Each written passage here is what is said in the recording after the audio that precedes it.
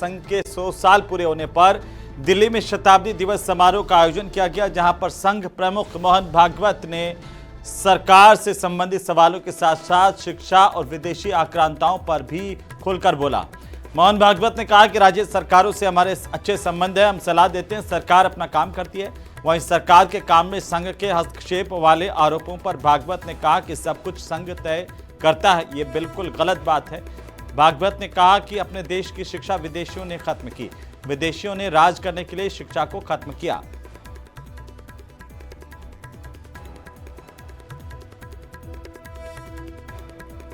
Reach there, they know we have to reach there, but they cannot go straight away to that spot. So all these things, they create an appearance there is struggle or there is quarrel. Rather than struggle might be there, but there is no quarrel. Goal is the same, good of our country, good of our people. If that understanding is there, there is always coordination.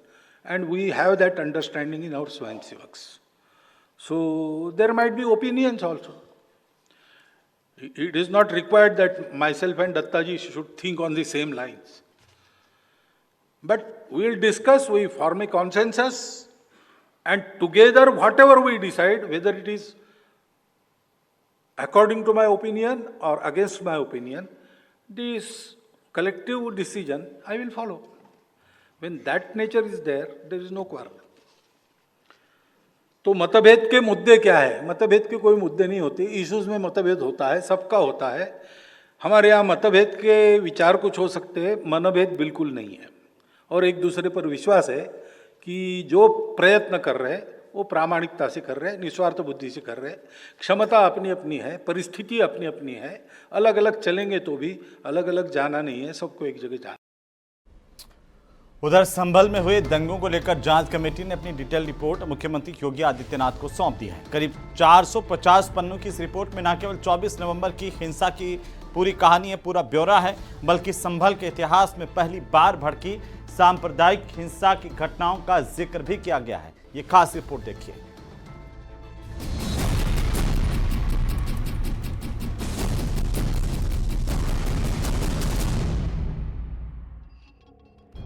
संभल में पिछले साल हुई हिंसा के मामलों में गठित committee ने सीएम योगी आदित्यनाथ को रिपोर्ट सौंप दी है। हिंसा के मामले में करीब 450 पन्नों की रिपोर्ट सीएम को सौंपी गई है। इस रिपोर्ट में न सिर्फ 24 नवंबर 2024 को हुई हिंसा के बारे में बताया गया, बल्कि संभल के इतिहास में कब कब कितने दंगे हुए, उन दंगों में क्या क्या हुआ आदि के बारे में विस्तार से जानकारी दी गई। संभल कमेटी रिपोर्ट में और क्या हुआ, सूत्रों की माने तो रिपोर्ट में बताया गया है कि आजादी के पहले संभल में 45% हिंदू थे, लेकिन आज की तारीख में सिर्फ 15% ही हिंदू बचे हुए हैं। इसके पीछे संभल में होने वाले लगातार दंगों और तुष्टीकरण की राजनीति को जिम्मेदार बताया गया है। रिपोर्ट के मुताबिक आजादी के पहले संभल में 55% मुस्लिमों के साथ 45% हिंदू भी रहते थे।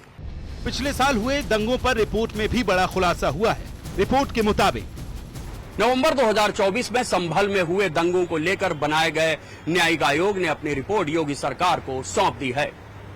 न्यायिक आयोग की रिपोर्ट में सनसनीखेज खुलासे हुए हैं। सूत्रों की माने तो सोची समझी साजिश के तहत संभल में ये दंगा भड़काया गया था। बड़े पैमाने पर हिंदुओं को मारने की प्लानिंग थी, लेकिन हिंदू मोहल्लों में पुलिस की तैनाती के चलते ये कत्लेआम नहीं हो पाया। बाहर से बाकायदा दंगाई बुलाए गए थे। रिपोर्ट में इस बात का भी जिक्र बताया जा रहा है कि संभल अब अल कायदा जैसे आतंकी संगठन का अड्डा बन चुका है। अमेरिका ने जिस मौलाना आसिम उर्फ सनाउल हक को आतंकी घोषित किया है, उसका भी संभल कनेक्शन मिला है। यही नहीं, संभल में बीते काफी समय से अवैध असलहों से लेकर नारकोटिक्स के कारोबारी सक्रिय हैं, लेकिन अब उनके ऊपर सख्त कार्रवाई की जा रही है और संभल में कानून व्यवस्था की स्थिति सामान्य है। आजादी के बाद से संभल में दंगों की बात करें तो अब तक कुल 15 दंगे हो चुके हैं। उसकी रिपोर्ट आयोग ने सरकार को सौंप दी है, जिसके बाद में संभल की हिंसा एक बार फिर से चर्चा में आई है।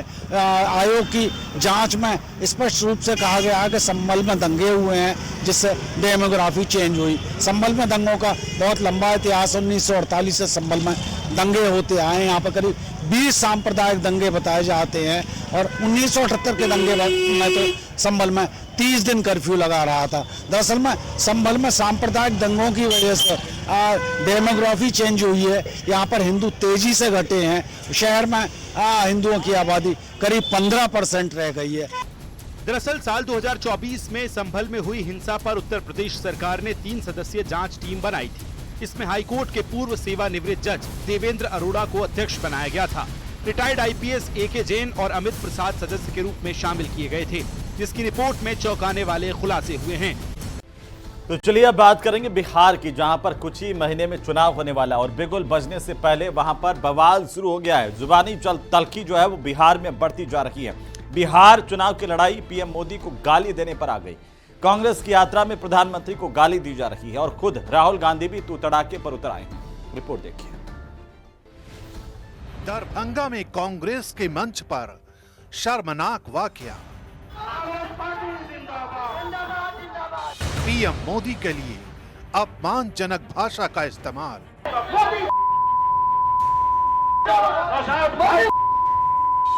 कांग्रेस नेता मोहम्मद नौशाद के मंच से पीएम मोदी के लिए अपशब्द। ये तस्वीरें दरभंगा के उसी मंच की हैं, जहां से पीएम मोदी के लिए अपशब्दों का इस्तेमाल किया गया।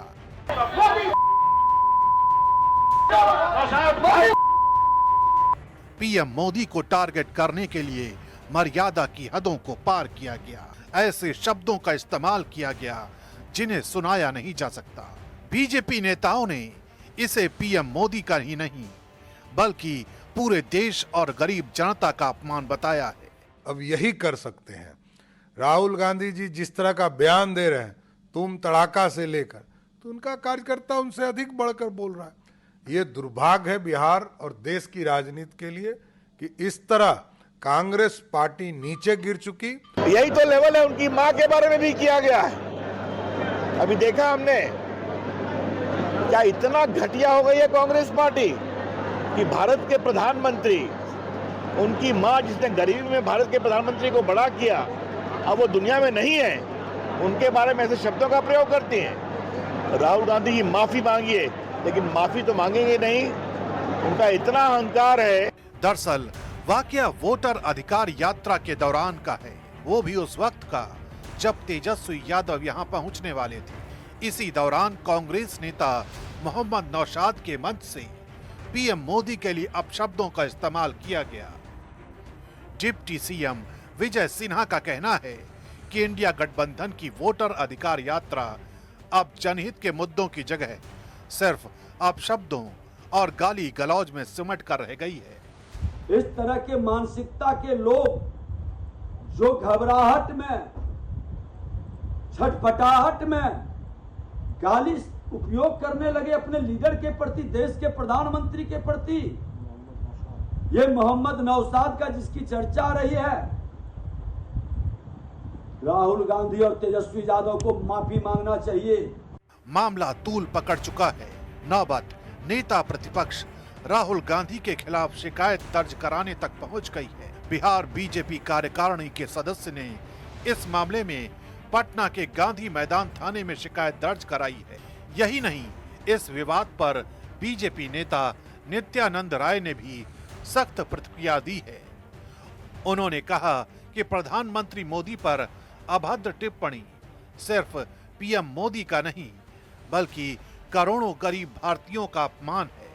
कोई संस्कारहीन आदमी ही कर सकता है और राहुल जी और तेजस्वी जी बार बार हमारे माननीय प्रधानमंत्री जी को, यानी गरीबों के मसीहा को, विकास के भगीरथ को, एक कर्मयोगी प्रधानमंत्री जी को अपशब्दों से हमेशा संबोधित कर उनको अपमानित करने का काम करते हैं। उनका अपमान गरीबों का अपमान है। चुनावी सरगर्मियों के बीच ये मामला बिहार की राजनीति को और गरमाने वाला है, क्योंकि ये सब उस वक्त हुआ है जब तेजस्वी यादव और राहुल गांधी एक साथ वोटर अधिकार यात्रा निकाल रहे हैं, लेकिन उन्हीं के अपने नेता पीएम मोदी को टारगेट करने के लिए उस भाषा का इस्तेमाल कर रहे हैं जिसे हरगिज सही नहीं ठहराया जा सकता। तो उधर अमेरिका के टैरिफ वॉर के बीच भारत के लिए आने वाले कुछ दिन बेहद अहम है, क्योंकि प्रधानमंत्री मोदी एससीओ समिट में हिस्सा लेने के लिए 2 दिवसीय चीन के दौरे पर पहुंच रहे हैं और अमेरिकी दबाव के बीच पीएम मोदी और शी जिनपिंग की मुलाकात क्यों आखिरकार अहम होने वाली है, रिपोर्ट में देखिए।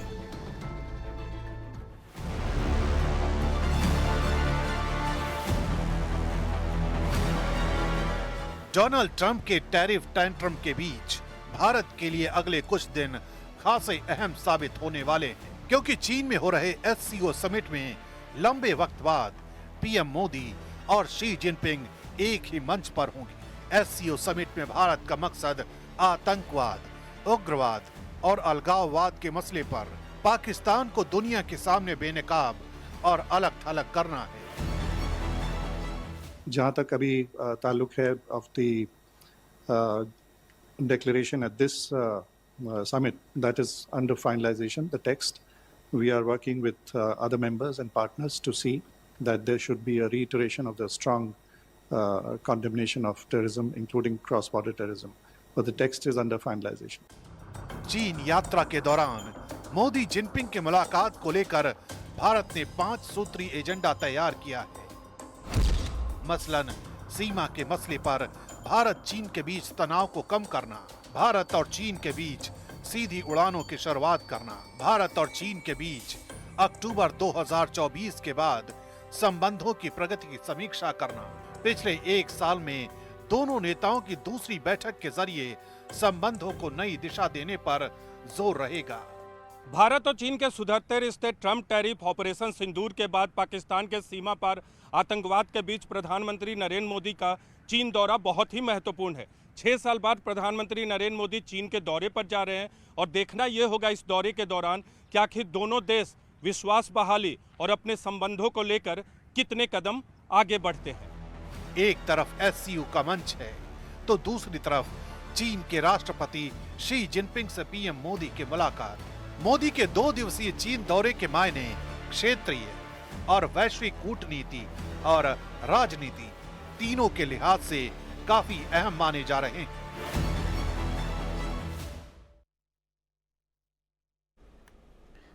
और इसी बीच बड़ी खबर मिल रही है धौलपुर के बाड़ी इलाके से, इस वक्त की सबसे बड़ी खबर, जहां पर एससीजीएम कोर्ट का बड़ा फैसला सामने आया है। बड़ी जानकारी है इस वक्त की, एससीजीएम कोर्ट का बड़ा फैसला। 10 साल पुराने मामले को लेकर के एससीजीएम कोर्ट ने अपना फैसला सुना दिया है।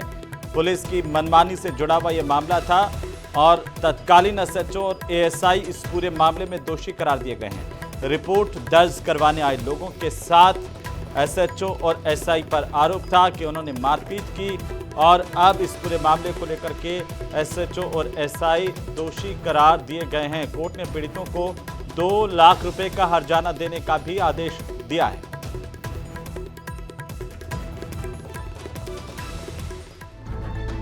तो वहीं बिहार में विधानसभा के चुनाव नजदीक हैं और देश के सबसे बड़े नेता बिहार में प्रचार के लिए डेरा डाले हुए हैं। ऐसे में बिहार में पाकिस्तानी आतंकियों के घुसने की खबर ने सुरक्षा एजेंसियों को भी अलर्ट कर दिया है। ये रिपोर्ट देखिए।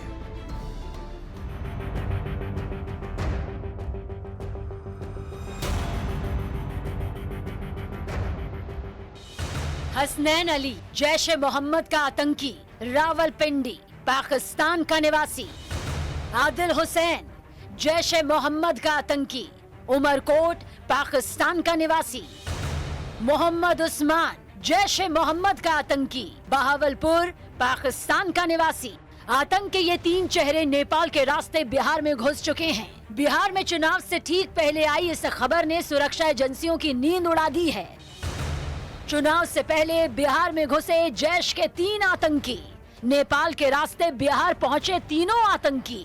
बिहार में इस समय चुनावी सरगर्मी बढ़ चुकी है। प्रधानमंत्री नरेंद्र मोदी, गृह मंत्री अमित शाह और कांग्रेस नेता राहुल गांधी समेत देश के सभी बड़े नेता बिहार में चुनाव प्रचार में जुटे हुए हैं। ऐसे में आतंकियों की घुसपैठ ने सुरक्षा एजेंसियों को चौकन्ना कर दिया है। सूत्रों के मुताबिक सुरक्षा एजेंसियों ने पाकिस्तान के 3 आतंकियों की नेपाल के रास्ते बिहार में घुसपैठ की आशंका जताई है।